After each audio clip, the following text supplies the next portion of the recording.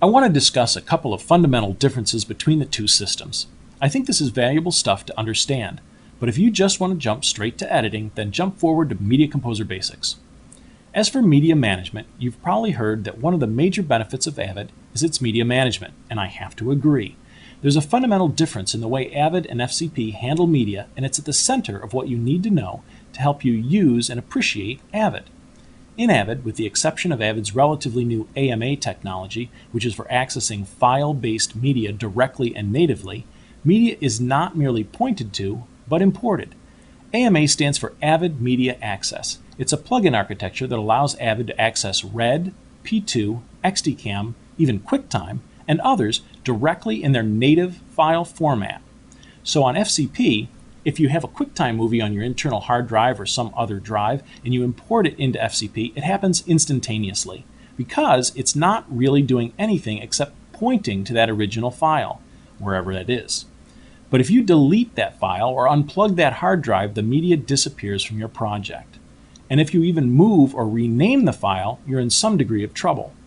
With Avid, the import takes longer because Avid actually transcodes the QuickTime file and places the transcoded version in a special folder on your media drive. It also catalogs the newly transcoded file, which makes accessing it and keeping track of it quicker on Avid. Experienced editors who switch back and forth regularly between Avid and FCP refer to this as kind of a pay me now or pay me later scenario.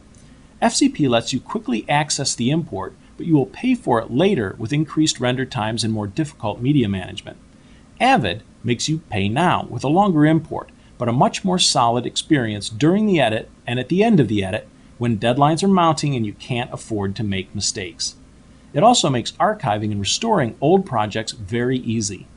I've effortlessly rebuilt old Avid projects from many years ago using a completely different version of Avid software or sometimes even a different Avid product altogether. When Avid imports or ingests media, the rough comparison to FCP's scratch disk is the MXF folder on the media drive or drives of your Avid system. This is all managed by the Avid.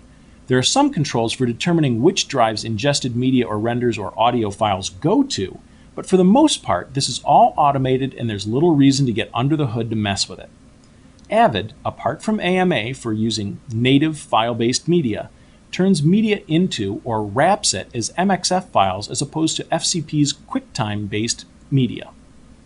Another thing to compare is FCP's ProRes to Avid's DNX HD, Digital Nonlinear Extensible High Definition. That's what it stands for.